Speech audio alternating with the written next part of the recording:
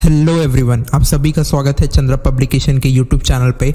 आज हम एक शानदार circular seating arrangement based mains level puzzle को देखने वाले हैं, जो हमारे आने वाले एग्ज़ाम आरआरबी क्लर्क मेंस में पूछे जा सकते हैं। अगर आप इस चैनल पर नए हैं तो चैनल को सब्सक्राइब करना ना भूलें और बेल आइकन को ज़रूर दबा दें ताकि आपको इस तरह की क्वालिटी कंटेंट की नोटिफिकेशन मिलती रहे। ये हमारा आज का पज़ल है। मैं आपसे रिक्वेस्ट करूंगा आप वीडियो पॉज करके पहले इस पजल को खुद से बनाने की कोशिश करें, उसके बाद ही सॉल्यूशन को देखें। आइए अब कंडीशन को पढ़ते हैं। क्या बोल रहा? 7 person sit around a circular table. तो सर्कुलर टेबल के अराउंड कितने पर्सन बैठे हैं? 7। मैंने यहाँ पे सर्कुलर टेबल बना लिया है और उसके अराउंड 7 पर्सन को बैठा दिया है। Number of person facing the centre is 1 less than those facing outside the centre. यानी जितने लोग सेंटर की ओर फेस कर रहे हैं वो एक कम है जितने पर्सन आउटसाइड फेस कर रहे हैं। तो number of person facing the centre और number of person facing outside को निकालने के लिए हम क्या करेंगे? हमें पता है कि टोटल नंबर ऑफ पर्सन 7 है, तो हम ऐसे कौन से दो नंबर को लें कि जिनका सम मेरा 7 आए और डिफरेंस मेरा, यहाँ बोला है 1 लेस, तो डिफरेंस मेरा 1 आए। तो ऐसा सिर्फ दो नंबर सिर्फ यही है, 4 और 3, बस यही पॉसिबिलिटी है जिसमें ऐड करने पे मेरा 7 आएगा और सब्ट्रैक्ट करने पे मेरा 1 आएगा, क्योंकि यहाँ पे 1 लेस बोला है। तो इस कंडीशन बोला है सेंटर जितने लोग फेस कर रहे हैं वो लेस हैं, 1 लेस है। इसका मतलब जितने लोग सेंटर को फेस कर रहे होंगे वो 3 हो जाएंगे और जितने लोग आउटसाइड फेस कर रहे होंगे वो 4 हो जाएंगे। तो मैंने यहाँ पर लिख दिया है सेंटर को फेस करने वाले लोग 3 हैं, क्योंकि वो 1 लेस है किससे? आउटसाइड फेस करने वाले से, जो 4 हैं। तो दोनों का सम भी 7 आ रहा जितने टोटल नंबर ऑफ पर्सन है, और डिफरेंस भी 1 आ रहा। Each of them scored different marks in RRB exam. अब ये जो 7 पर्सन दिए गए हैं उन्होंने आरआरबी का एग्ज़ाम दिया है और उनके डिफरेंट मार्क्स आए हैं। अब यहाँ से जो मैंने कंडीशन लिखे हैं, क्योंकि हमें नहीं पता कि ये 7 person inside the centre face कर रहे कि आउटसाइड द सेंटर फेस कर रहे, इसलिए मैंने ये सारे कंडीशन मैंने यहाँ पे मैंने ऐसे लिखे हैं कि पर्सन नॉर्थ फेस कर रहा, और जब पर्सन नॉर्थ फेस करता है तो उसका राइट इस डायरेक्शन में हो जाता है और उसका लेफ्ट इस डायरेक्शन में। बाद में जैसे हमको कोई पर्सन का अगर डायरेक्शन पता चल जाता है कि वो सेंटर फेस कर रहा या आउटसाइड फेस कर रहा, तो हम उसके अकॉर्डिंग इस सर्कल में इन कंडीशन को सेट करते जाएंगे। C and B sit second left to each other। इस स्टेटमेंट का मीनिंग क्या हुआ कि second left to each other है दोनों, B और C। तो B के सेकेंड लेफ्ट में मेरा C है, B का ये फर्स्ट और ये सेकेंड लेफ्ट मेरा C, और लेफ्ट का डायरेक्शन इस साइड होता है, और C के सेकेंड लेफ्ट में मेरा B है।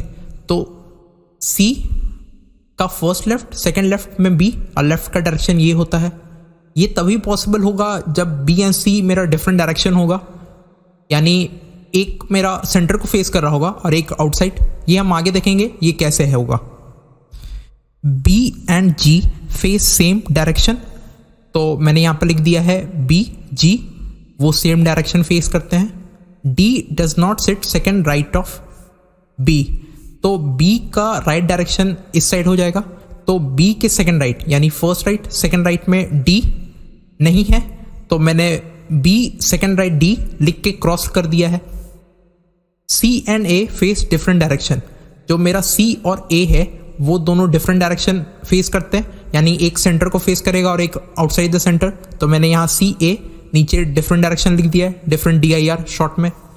E does not sit to immediate right of D। E मेरा इमीडिएट राइट नहीं है D के, तो D उसका राइट डायरेक्शन इस साइड इमीडिएट राइट है, तो D के इमीडिएट राइट में E नहीं होना चाहिए, तो मैंने DE नीचे क्रॉस कर दिया है। The one who sits second left of G scored the highest marks। यानी G के जो सेकेंड लेफ्ट में है, G उसका लेफ्ट डायरेक्शन इस साइड हो जाएगा, तो second left, first left, second left में जो पर्सन है यहाँ पे वो स्कोर किया हाईएस्ट मार्क्स इन एग्जाम। तो यहाँ पे जो पर्सन है उसके ऊपर मैंने हाईएस्ट लिख दिया है क्योंकि उसने हाईएस्ट मार्क स्कोर किया है एग्जाम में। The one who sits immediate right of D scored 51 marks, यानी डी यहाँ पर है और उसका राइट डायरेक्शन किधर हो जाएगा, इधर।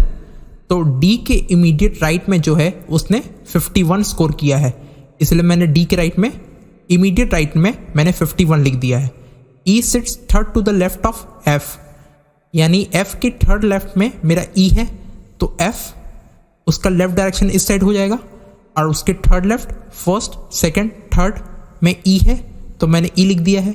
And both are facing same direction, और दोनों का सेम डायरेक्शन है, यानी अगर एक सेंटर को फेस करा तो दूसरा भी सेंटर को फेस करेगा, अगर एक आउटसाइड फेस करा तो वो भी आउटसाइड फेस करेगा।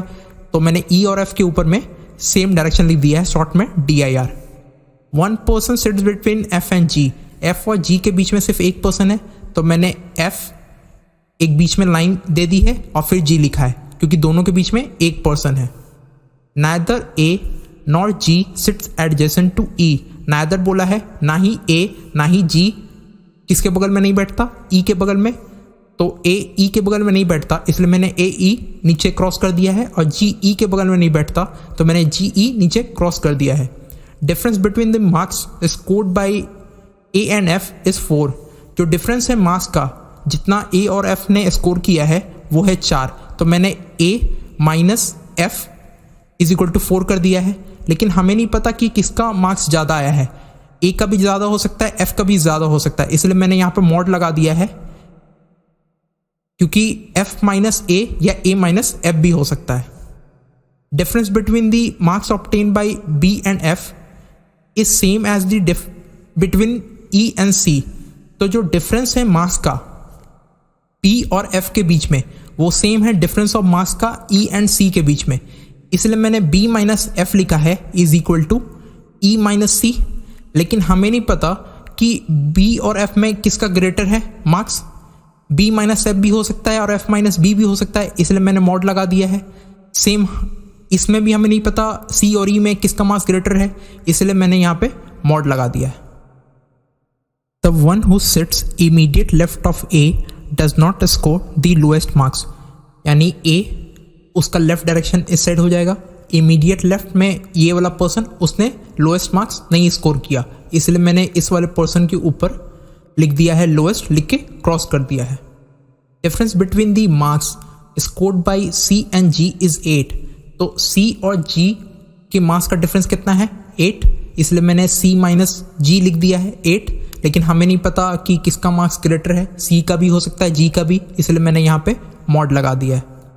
Difference between the marks scored bye D and A is 2, जो डिफरेंस है मार्क्स का डी और ए के बीच में वो कितना है 2, लेकिन हमें नहीं पता कि डी का ज़्यादा है मार्क्स की ए का, इसलिए मैंने मॉड लगा दिया है और फिर मैंने डी माइनस ए लिख दिया है।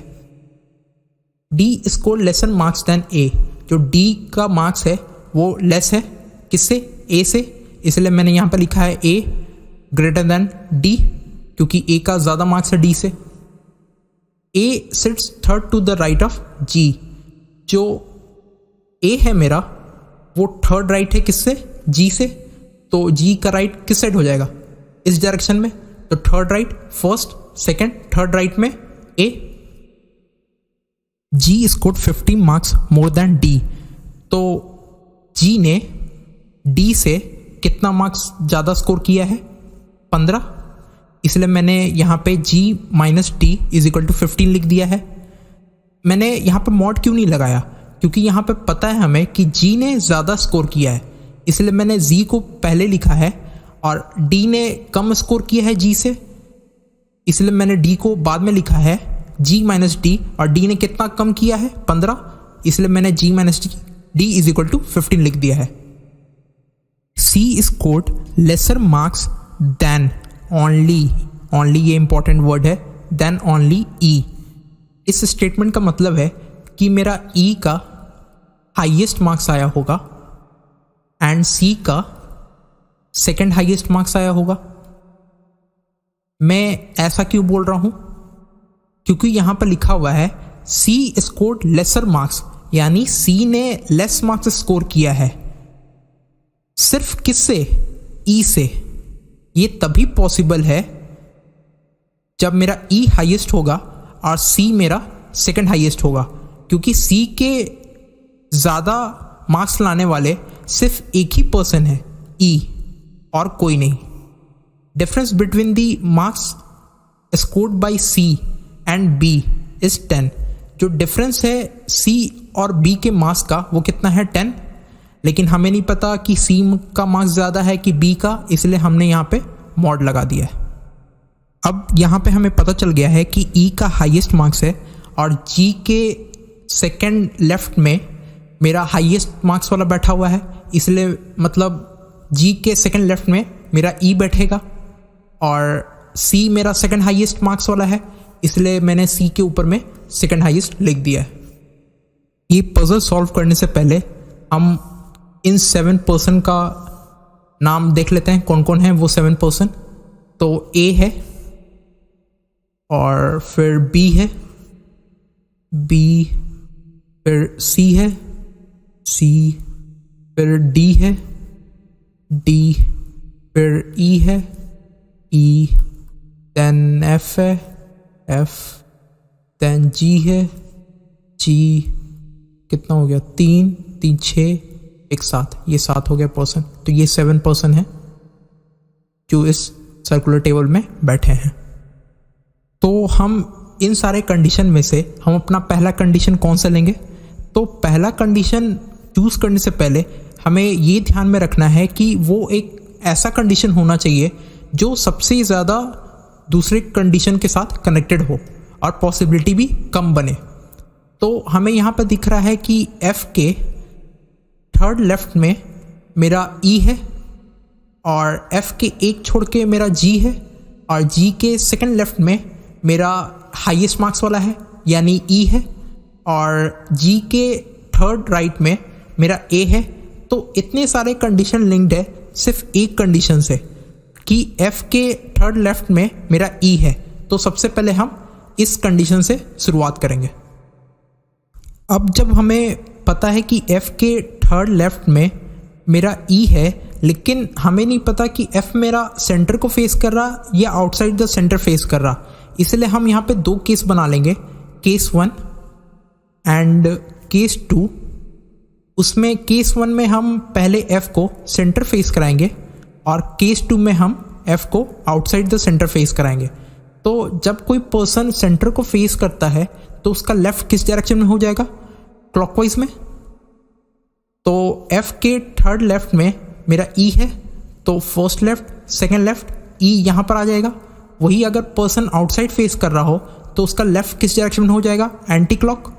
तो आप फिंगर के टिप को आउटसाइड रख के आप देख सकते हैं कि लेफ्ट किस डायरेक्शन में। तो जब आप लेफ्ट को देखेंगे तो वो एंटी क्लॉक होगा और third left, first, second, third left मेरा E आ जाएगा।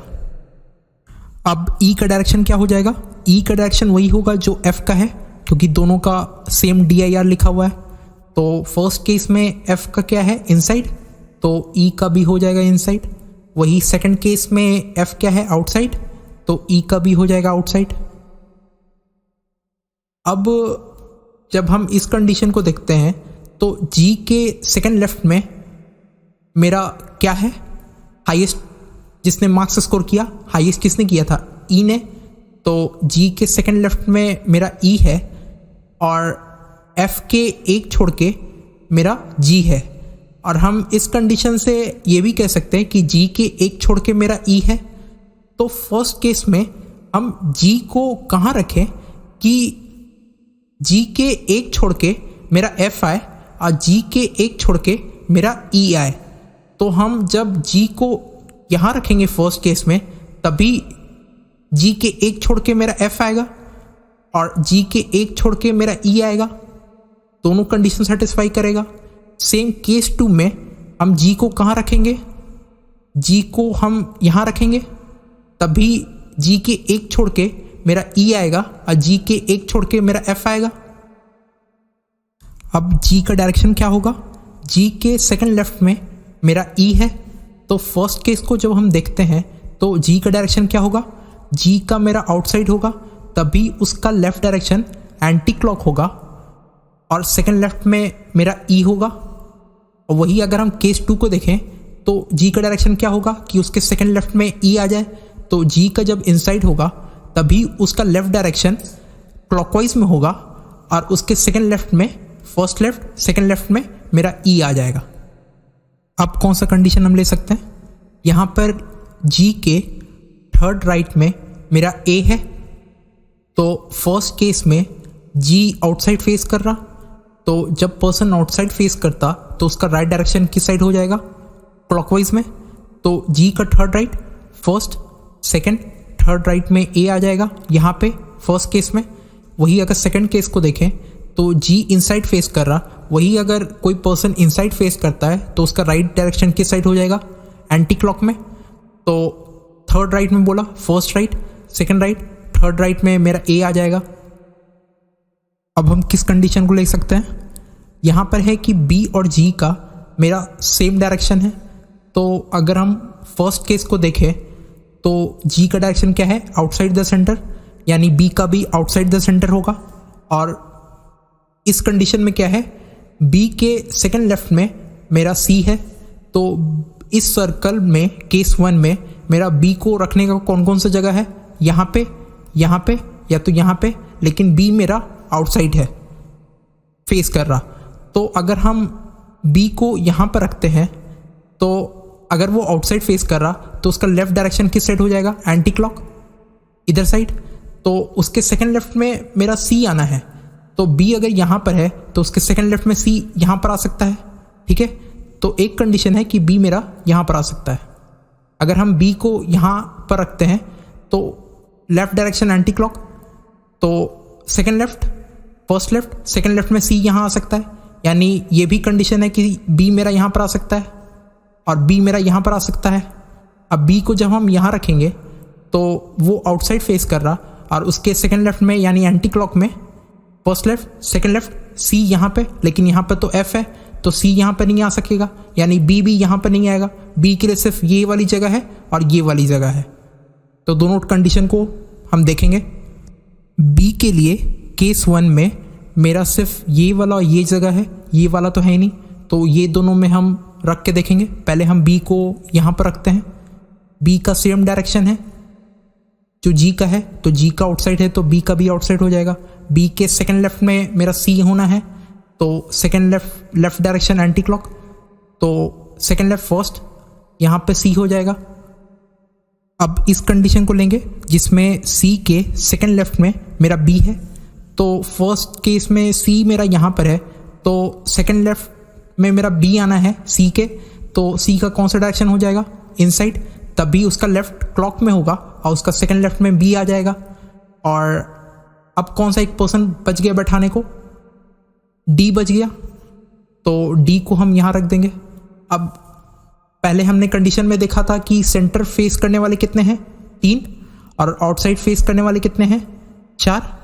तो अब 3 तो सेंटर फेस कर चुके हैं, ई पहला, दूसरा सी और तीसरा एफ, यानी बाकी सब आउटसाइड फेस करेंगे, तो डी आउटसाइड और ए आउटसाइड फेस करेगा।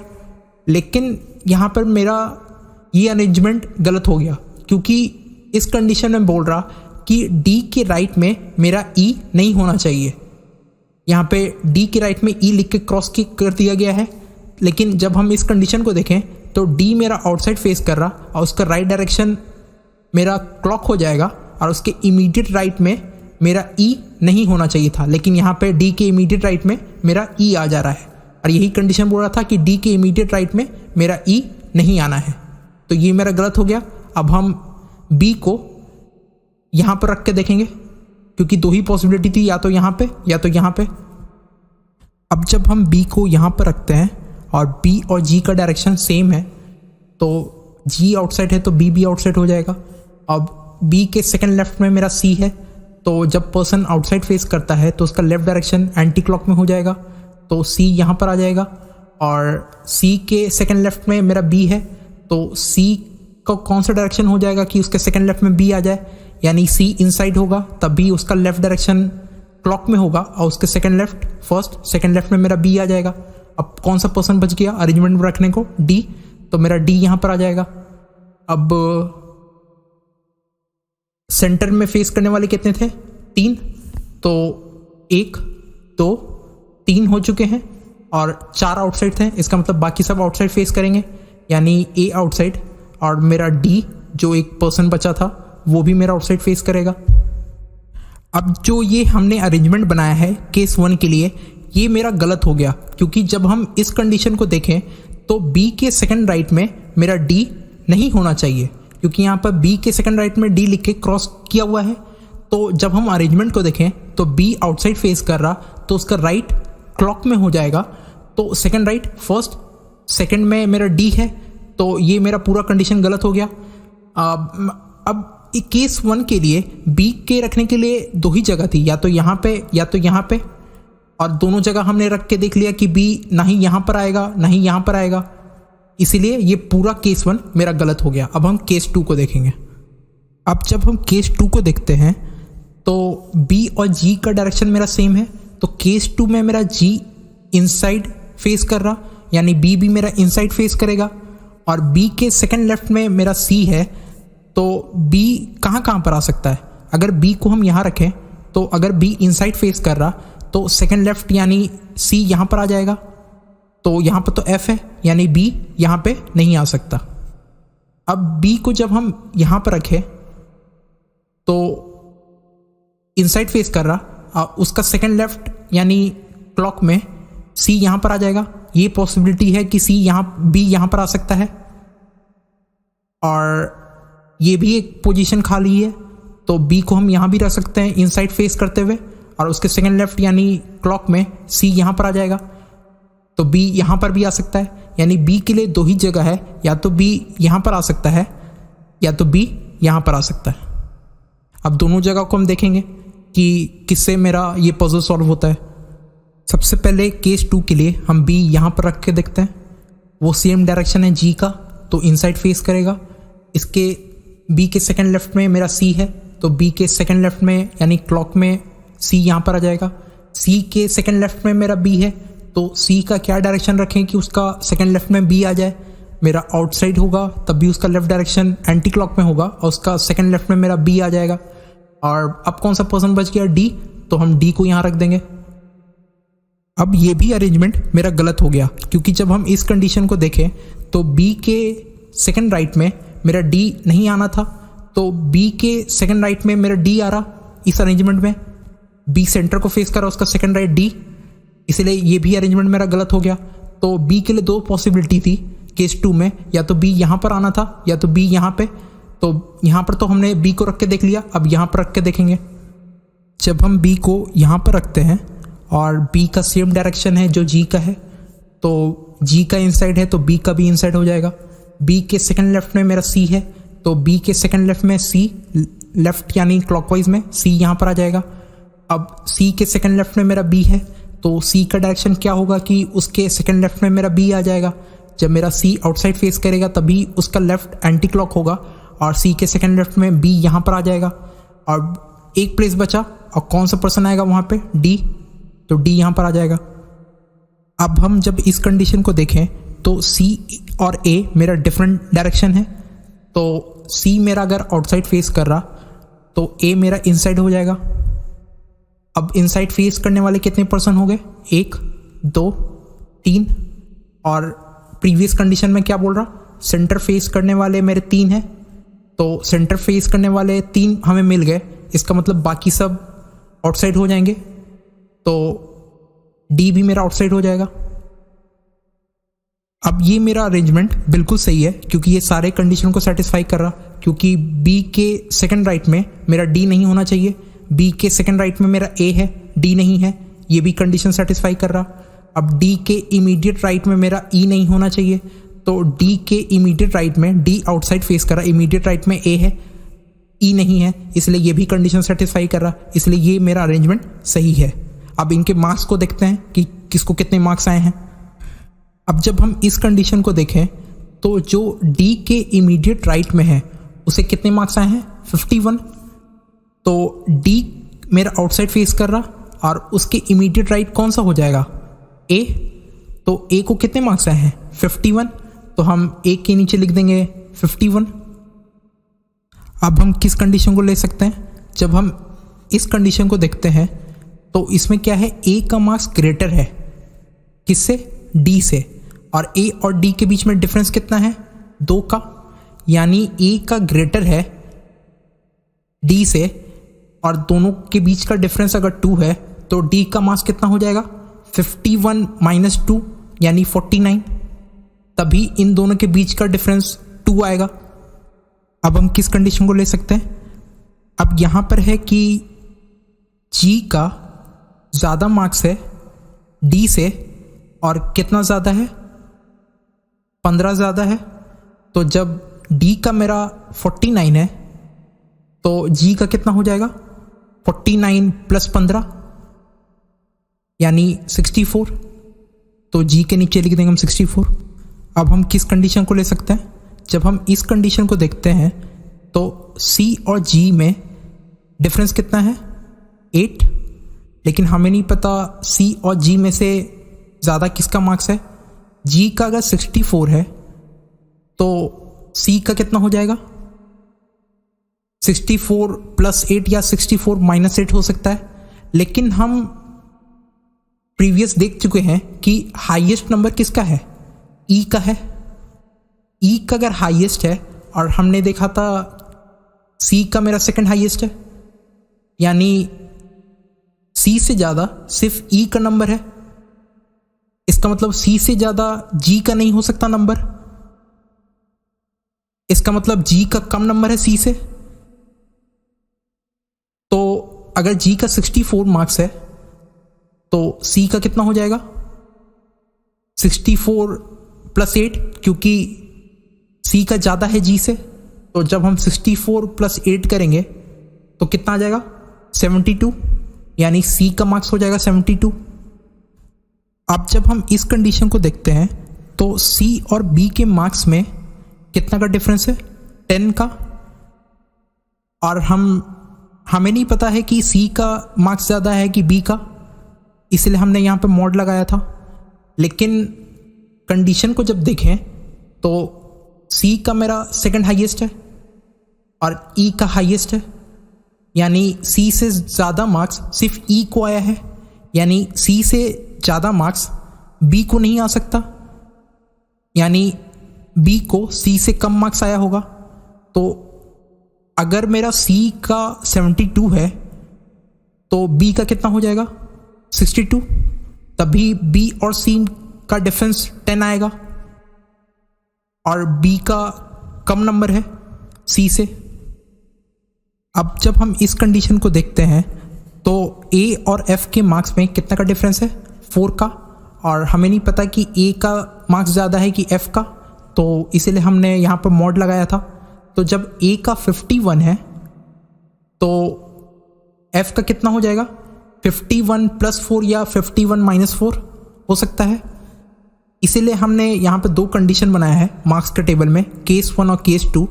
तो एक बार हम एफ का मार्क्स 51 + 4 लेंगे यानी 55, और एक बार हम एफ का मार्क्स 51 - 4 लेंगे यानी 47, क्योंकि हमें नहीं पता था कि किसका ग्रेटर है, ए का भी हो सकता है या तो एफ का भी हो सकता है। अब हम किस कंडीशन को ले सकते हैं, जब हम इसको देखें तो जितना बी एफ का डिफरेंस है उतना मेरा ई सी का डिफरेंस है। तो फर्स्ट केस में मेरा बी एफ में कितना डिफरेंस है, 62 और 55, यानी 7 का डिफरेंस है। उतना ही मेरा ई और सी में डिफरेंस होगा, लेकिन ई और सी में ज़्यादा मार्क्स किसका है, यहाँ हमने देखा था कि ई का हाईएस्ट मार्क्स है, यानी ई का ज़्यादा मार्क्स होगा सी से। तो ई का मार्क्स पहले केस में कितना हो जाएगा, सी का मेरा 72 दिया गया है, तो सी का 72 है, और ई और सी का डिफरेंस 7 है। तो सी का 72 है तो ई का ज़्यादा है सी से, तो ई का कितना हो जाएगा, 72 + 7 तो जब हम 72 + 7 करेंगे तो कितना आ जाएगा 79, यानी फर्स्ट केस के लिए मेरा ई का वैल्यू हो जाएगा 79। अब सेकंड केस को देखेंगे, वही अगर हम सेकंड केस को देखते हैं तो बी एफ का डिफरेंस कितना है, बी और एफ, बी है मेरा 62 और एफ है मेरा 47, तो 62 - 47 कितना हो जाएगा 15, तो बी एफ का डिफरेंस है मेरा 15 और सी ई का डिफरेंस सेम है, यानी सी ई का भी डिफरेंस हो जाएगा 15 और सी का सेकंड केस में कितना है 72, सी का है 72 और ई का हाईएस्ट मार्क्स है, यानी ई का ज़्यादा है सी से, तो ई का मार्क्स सेकंड केस के लिए क्या हो जाएगा 72 + 15, तो जब हम 72 + 15 करेंगे तो कितना आ जाएगा 87, यानी सेकंड केस के लिए मेरा ई का वैल्यू हो जाएगा 87। अब इसके आखिरी कंडीशन को देख लेते हैं। आखिरी कंडीशन क्या है, जो ए के इमीडिएट लेफ्ट में है, ए के इमीडिएट लेफ्ट में कौन है, ए इनसाइड फेस कर रहा, उसके इमीडिएट लेफ्ट में मेरा एफ है, तो जो एफ है उसका लोएस्ट नंबर नहीं होना चाहिए, लोएस्ट लिख के क्रॉस किया गया है।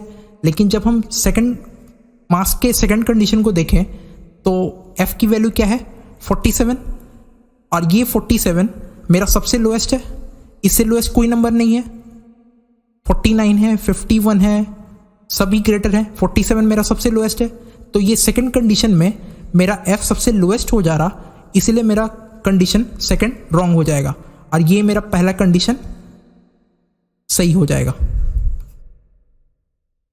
ये हमारा पूरा पजल सॉल्व हो चुका है। होप आपको ये सारी चीज़ें समझ में आ गई हो।